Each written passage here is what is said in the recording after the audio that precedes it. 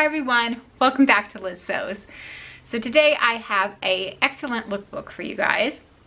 I think the eagle-eyed among you will have noticed that I didn't actually do a lookbook in June, and that's because I've just been in a really funky mood lately.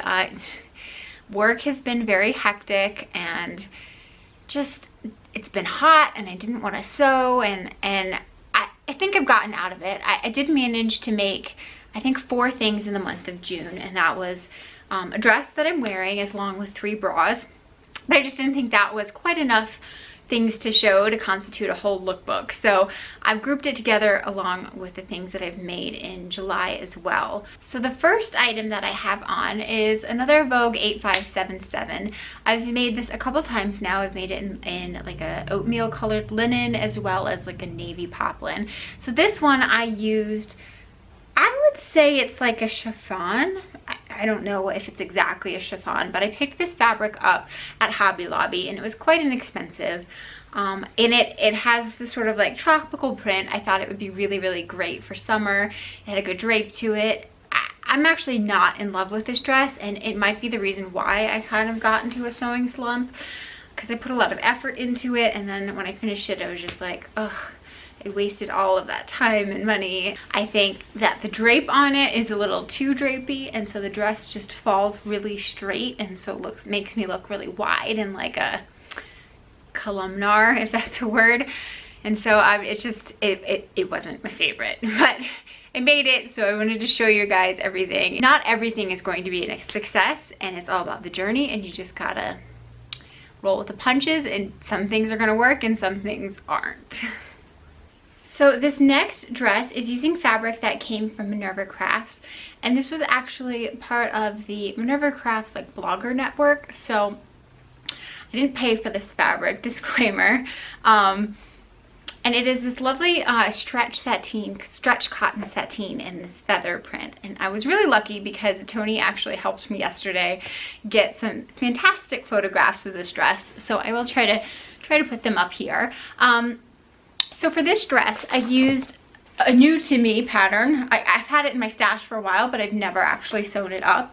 And that is Vogue 2903, and it's part of their vintage Vogue collection. I think this is a really interesting pattern. It has some details that I wasn't expecting and didn't really think were going to be there when I looked at the pattern envelope.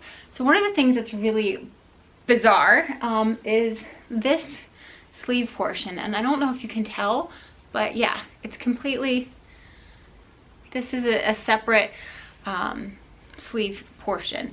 So you pretty much make a sleeveless dress, and then you make a yoke and attach the sleeve to the top of the yoke, and then you attach the bottom of the sleeve to the actual dress itself. So then you have this extra little wing of fabric that was on the dress. And then when I put it in, I had a lot of trouble getting this yoke sitting correctly. It was just supposed to like float in there, and it did not look right to me. So I ended up top stitching down probably from shoulder socket to shoulder socket, just so that you got an even bit of that contrast sewing through at all times, and so it didn't look really wonky. So I think top stitching it down really helped, even though it's probably not the most elegant solution, and it worked because this fabric has such a busy print on it that you didn't really see those top stitching marks. But so yeah, so the shoulders are really bizarre. And then the other thing that I thought was interesting, and I might use again, is that it's a panel dress, right? So there's 8 panels. That the panels run from shoulder all the way down to your hemline. So the panel is, you know, like narrow at the front, and then it like balloons out once it gets to the skirt. So the way that it has you form this, it actually continues that line of stitching close to your body, so then it ends up forming like a box pleat almost of excess fabric in the skirt. So the skirt has these really nice, they look like, oh gosh, I don't know how to say the word. I think it's godet. They look like godets, where there's fabric sort of like billowed up behind it in a nice little pleat, box pleat area. But it just makes the skirt look really, really full, and there's no extra fabric added. So I don't think it's really a godet.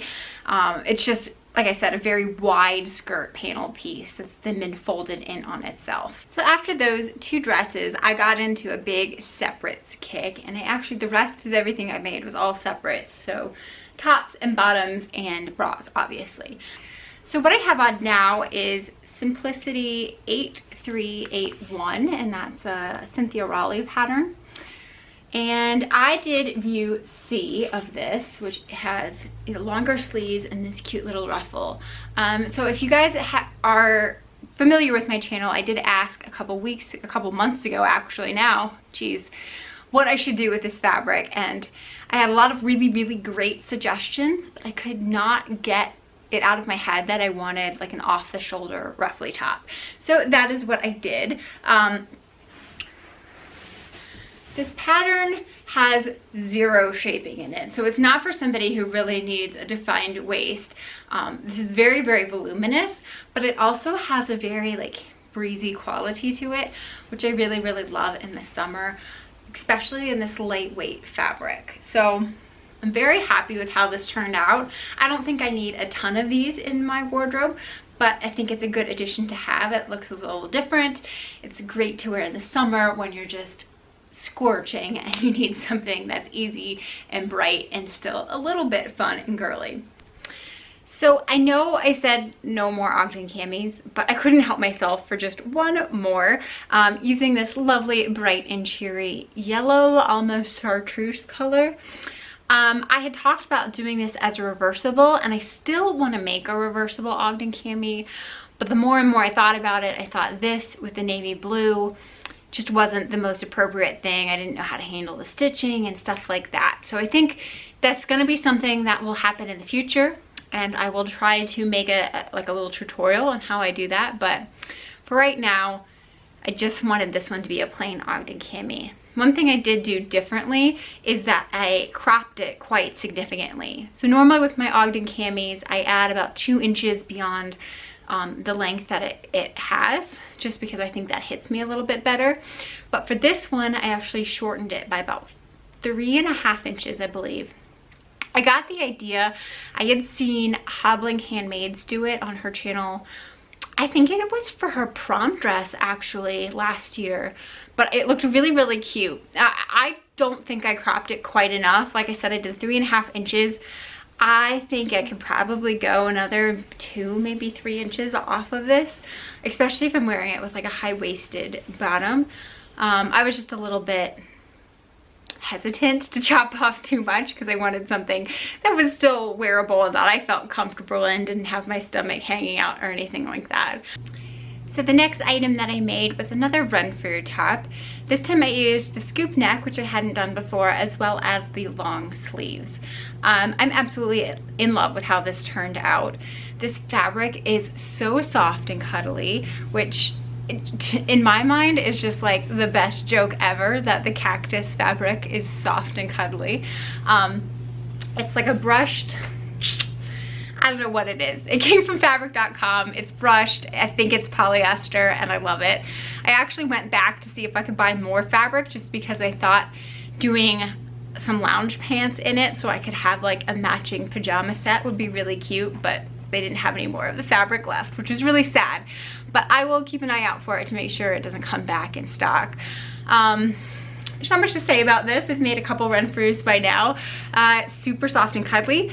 Not seasonally appropriate. It is definitely a much warmer fabric. It doesn't breathe very well, so it's probably not going to get much wear until the nights start cooling down a little bit here. But very happy with how it turned out, and it was a fast, easy make that sort of like just got my motivation back.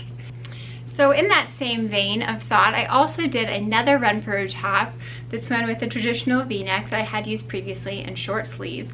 And I used this cotton jersey from Art Gallery Fabrics. I fell in love with this fabric. It's got a bunch of like ice cream flavors on it: mint chip, cherry chip, lemon, vanilla, chocolate, wildberry. Yes, please, I would like all of the ice cream. Again, not much to say about this. It has a nice relaxed fit. The Renfrew top is not like a skin tight top at all. So I had cut a size 12, I believe, and I think that gives a nice relaxed fit. But certainly if you wanted something that was a little more form-fitting, it would be fairly easy to sort of just take that in on the sides, because I feel like the top of it isn't loose, but it's fitted, but it isn't like overly fitted either. So I think it's a good compromise in there. So as you guys know, art gallery fabrics is kind of pricey. It's a lot more expensive than any of the fabrics they normally buy. So I only bought 1.5 yards, and I made sure to get my full use out of that 1.5 yards. So the first thing I made beyond this shirt is I was able to cut out a pair of underwear. And this is I believe this is the bikini bottom pattern in the Watson pattern by Cloth Habit. So if you buy the Watson bra, it includes this underwear pattern in it as well. So I've done just pink mesh on the inside to give it a little bit more recovery, just because cotton isn't known for its recovery. And then I had a lot of fun choosing colors, so I did this sort of fluorescent post-it note pink along the the leg holes, and then a teal up along the waistline of that. So I think these are really, really cute. And then of course I had to make a matching bra.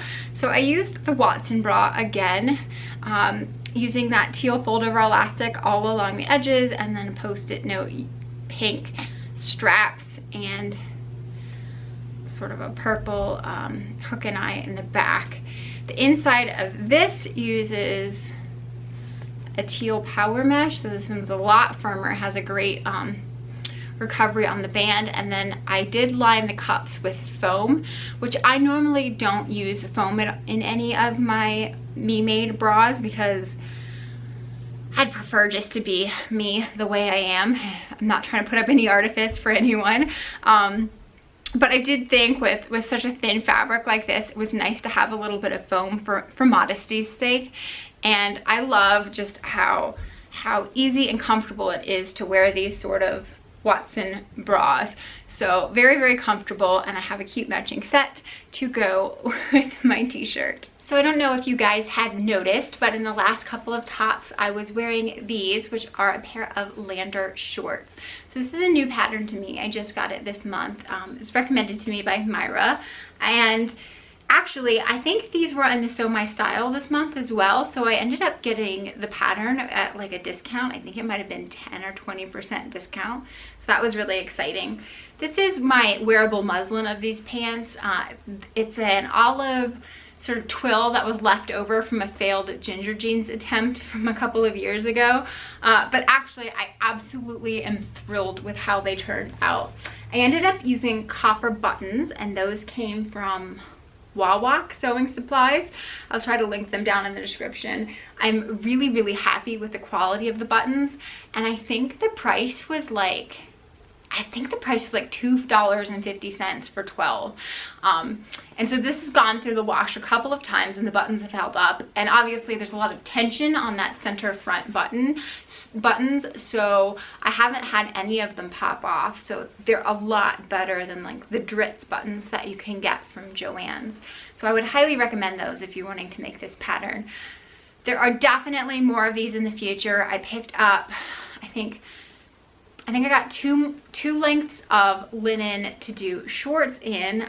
One of them is like, it's the Kaufman Essex yarn dyed linen, and I got them in the colorway Pickle, and I don't know what the other colorway is called, but it's like a heathered gray. So I want to make those two in shorts. And then I also picked up some nutmeg and some navy to do the longer Lander pants in. So I'm really happy with how these turned out. One of the things when I was making this pattern that I thought was a really nice touch is just that the side seams, so along both hips, are done with a 1-inch seam allowance. So as you're sewing it together, you can just baste those two outside side seams and then sort of try it on and adjust from there. So that way you can get the perfect fit that you need and not have to know exactly up front what size you needed to cut. So if you need a little bit more extra room in your hip region, you know, there's that extra seam allowance in there that allows you to do that. So one cute little addition that I did make to these pants is that the lining of the pocket, I used this gourd fabric that one of my mom's friends sent me. Kitty is her name. So she sent this to me after I had done my veggie dress. Said she thought of me. So I had been knocking around in my stash for a while. I didn't quite know what to do with it, but I thought it looked really good with this olive color. And then I like having that little hidden surprise inside that only I know about is these colorful little gourds in my pockets. So the last clothing item that I had to show you guys is actually the dress that or the skirt that I'm wearing right now. This is fabric from Ikea, and it had a double border print on each side, so I just cut it down the center. I did cut 2 inches down the center to use as my waistband, and then either side is the skirt itself. I think I had 2 yards of this fabric, so since it was a double border, that gave me a 4-yard length for the width for the skirt of 4 yards. And then I just did box pleats. I did double box pleats. So instead of just doing one, I did a second one behind it as well. So you get a lot of extra movement in there, a lot of fullness that you wouldn't get otherwise. But it doesn't add that much more bulk because it's still all just pleated. I think this skirt is a good candidate for coloring in with some Inktense blocks down the road. I might wear it 1 or 2 times before I decide, but I think that it has a nice little floral, and I think it's something that would be accented by including some color, some washes of color onto there. So let me know down in the comments if you think this is something that I should color in. So lastly, we always come to bras on my channel, and I have made a couple more, including that ice cream bra I just showed you. So the first is I finally got my Pinnacle Harriett Bra done. I've been messing with this pattern now off and on for probably 6 months, and I think I have finally got it narrowed in exactly. So I did it in this sheer Tricot, and this came from Bravo Bella Bras.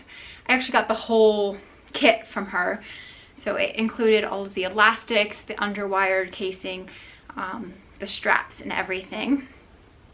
I'm super excited about how this one turned out. It is so comfortable to wear, especially in all of these 100-degree days that we've been having. Sheer and lightweight, but very supportive, and gives me the perfect shaping. So very happy that I finally have gotten that pattern unlocked for me. The next one I made is, of course, a Berkeley bra. So I used this silver and white lace for the Berkeley bra, and then all of the insides are done in gray to sort of complement the lace. If you guys are interested in seeing how this one is made, I have done a tutorial video for the Berkeley bra now, and I will try to link that up above and here. And the next bra I made was a Simplicity pattern. I believe this is 8229, in this lovely peach lace. And then I did just a nude lining on the inside so that it's a very sheer and lightweight and sort of ethereal. So you can see all the nude lining on the inside. I really like the racerback of this pattern. I think it looks great, and it's something that you can like have showing outside. Like, I still wear this with a normal tank top and just have this really pretty lace racerback showing because I think it's so beautiful, right? And I put all that effort into it, so I shouldn't hide it. And again, if you guys are interested in how this bra is made, I have also done a tutorial for that as well, and I will link that up here. And then the last bra that I made this month is a little bit of a fail. So I still have fails too. After I had done my yellow Perfection bra, I had moved on to try to do one in chocolate brown as well. This one, however, I used bra tulle instead of Tricot, which is where my mistake came in. I think it's fine for most of it. The only problem is just this upper cup area, because I folded it over in half instead of cutting 2 pieces with opposing stretch directions. So I did that for all of the other cup where it's opposing directions, so it's nice and firm and stable, but the upper cup isn't. It stretches out a lot. So unfortunately, when I wear this bra, I get sort of a weird shape because the top stretches out and then the bottom doesn't. The bottom is really well supported. So it's a little bit weird in there. I think I will probably, I'm probably going to just salvage this for parts, take off all of the elastics and stuff like that, because it's just, it looks really weird underneath clothing. And I have so many bras, I'm never gonna reach for one that it doesn't make me feel fantastic. So I hope you guys have enjoyed everything that I had to show you. I know I had a lot just because I had 2 months worth of makes, and I can't wait to see you next time. Take care.